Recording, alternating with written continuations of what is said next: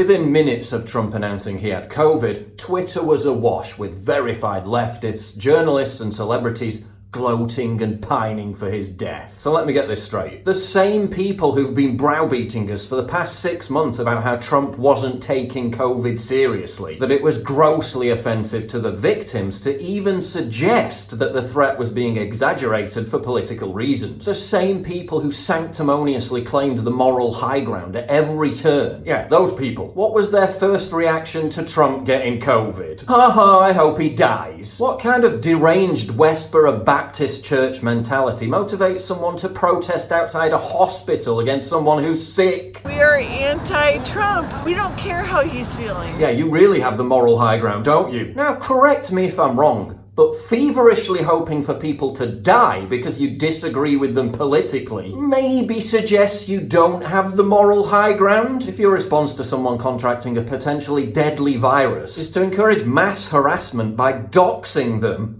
you're probably not a nice person. Just a hunch. Why is it that the same people who relentlessly lecture everyone else about how shutting down society for COVID is crucial if it just saves one life are the first to laugh and celebrate when someone they don't like gets it? Almost like they don't actually give a shit about COVID deaths and just want to politicize the whole thing? Surely not. Newsflash. Trump having COVID does absolutely nothing to disprove the economy-wrecking, poverty-causing, excess death-generating impact lockdown has had. Potentially millions of future fatalities from untreated serious illnesses, cancers, TB infections, because people were either afraid to go to hospital or had their treatments cancelled. A global economic collapse causing crippling extreme poverty and hunger, leading to untold deaths worldwide. You're all bitching about face masks, while top experts are warning about lockdowns causing more excess deaths than anything Corona could ever achieve. Oh yeah, and if your talking points directly mirror communist Chinese state media propaganda,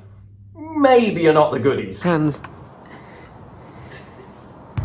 Are we the baddies? Michael Moore and a plethora of other leftists reacted to Trump getting COVID by claiming he'd faked the entire thing. So the same people who've asserted for 6 months that anyone who spins conspiracy theories about coronavirus is a deranged lunatic, the same people who've called for conspiracy theorists to be publicly shamed and arrested for putting the population's health at risk, the same people who've called for the cancellation and social media censorship of anyone who questions the official narrative on COVID, what was their first reaction to Trump getting COVID? It's a conspiracy. He staged it for political purposes. Bravo, guys. Props for consistency. It's okay when we do it. The lying continues. The claim Trump has only mild symptoms. So why hasn't he sent out a single tweet? Trump tweeted at me yesterday, hours before he tweeted he had COVID. Something has to be very, very wrong for there to be no tweets for 15 hours. A record. He gave a public address, tweeted the video, then walked out into a helicopter for everyone to see. What are you talking about, you utter clown? Trump and Republicans held a maskless, crowded super spreader event at the White House in order to jam through a Supreme Court justice who may strike down the Affordable Care Act in the middle of a pandemic. You're right.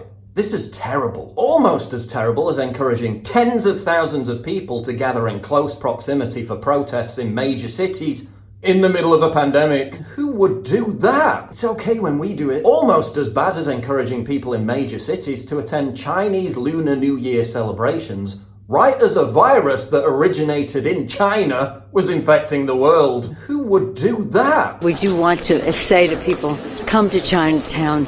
Here we are. It's okay when we do it. The media is also exhibiting this weird fetish for Trump to be more ill than he really is. The difference between Trump's complexion between Tuesday and Saturday is jarring. Hey Siri, what's makeup? They're also exploiting it to propagandize for masks. The president has been leading the charge, mocking people who wear masks. Is that not the consequence of the president's rhetoric against wearing masks? Despite the fact that some of the people infected at the super spreader event were wearing masks. Nothing like COVID has exposed how Americans are so horrendously misinformed by the hysterical media. A survey found that the average American thought 9% of the population had died from coronavirus. That's over 30 million people. 220 times higher than the actual figure. COVID-19 is as much a neurotic moral panic as it is an actual pandemic. But unfortunately for sufferers of Trump derangement syndrome, the president has an outstanding chance of making a full recovery. Despite being male, 74 years old and overweight, Trump's statistical chance of surviving COVID is over 96%. Data also shows that world leaders who contract COVID actually see a rise in their approval ratings. That happened for both Jair Bolsonaro and Boris Johnson. In some cases, corona can also turn your skin black. So checkmate, Democrats. They thought Trump catching corona would cost him the election. In reality, it's just served to provide another insight into the sick, depraved callousness of leftists. Vile celebrations of people they don't like catching a potentially deadly virus may translate well for dopamine and retweets, but probably not for swaying undecided voters in Middle America. In a weird way, Trump being infected with COVID may turn out to be the best October surprise the president could have ever hoped for.